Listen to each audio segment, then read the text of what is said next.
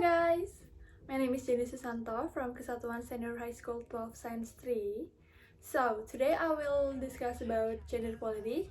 Many of you guys don't know what it is, so right now I will explain you about gender equality and the cases of gender equality. Oh, by the way, I'm sorry if there is like building noise, cause let's get started!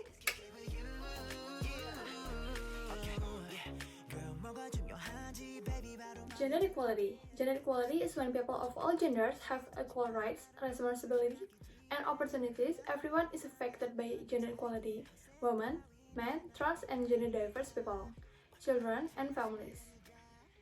Girls and boys see gender equality in their homes and communities every day, in textbooks, in media, and among the adults who care for them.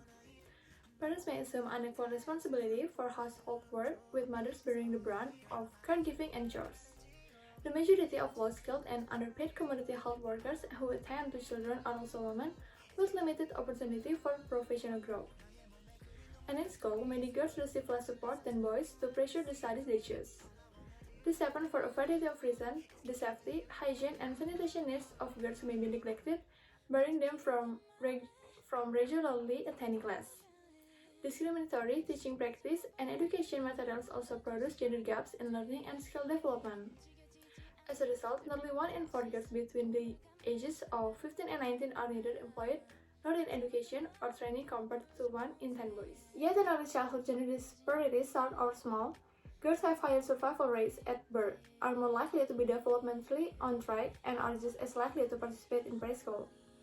Among those who reach secondary school, girls tend to outperform boys in reading across every country where data are available.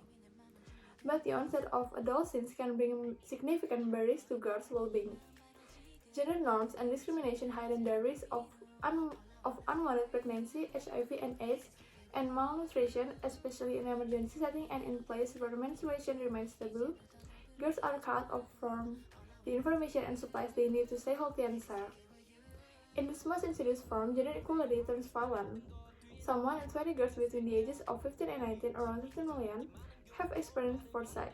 In times of both peace and conflict, adolescent girls face the highest risk of gender-based violence. Hundreds of millions of both have been internationally recognized as human rights violations, and violence can occur at birth, like in places where female infanticide is known to persist. Harmful gender norms are perpetuated at the highest level. In some countries, they become entrenched in laws and policies that fail to uphold, or that even violate girls' rights, like laws that restrict women from inheriting property. Boys also suffer from gender norms. Social conception of masculinity can fuel child labor, gang violence, detachment from school, and recruitment into armed groups. Despite major hurdles that still deny them equal rights, girls refuse to limit their ambition. Since the signing of the Beijing Declaration and Platform for Action 1995, the most comprehensive policy agenda for gender equality, the world has seen uneven progress. More and more girls are attending and completing school, and fewer are getting married or becoming mothers while still children themselves. But discrimination and limiting stereotypes remain alive. Technological change and humanitarian emergencies are also confronting girls with new challenges, while old ones, violence, institutionalized basis for learning and life opportunities persist. That's why girls from all walks of life are boldly raising their voice against inequality.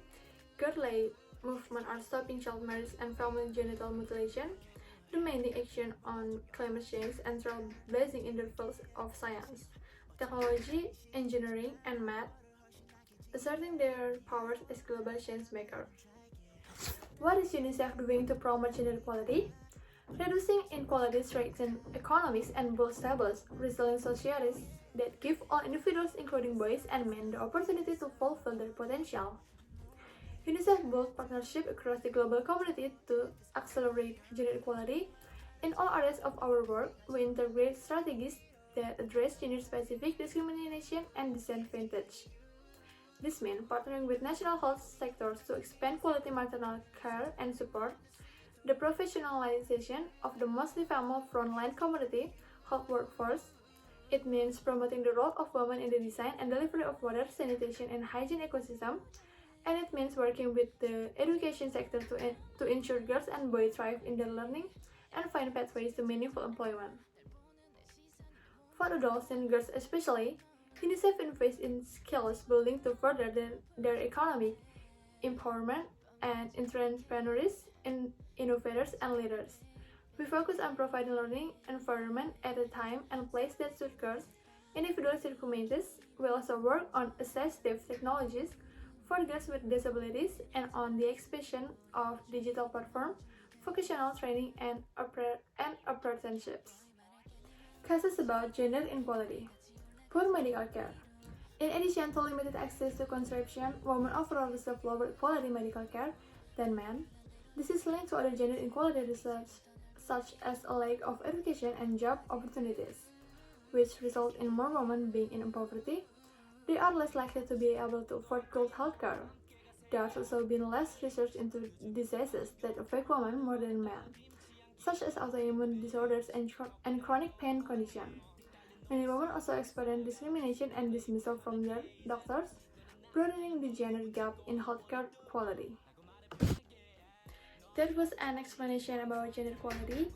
Hopefully useful for you guys, and thank you so much. Bye!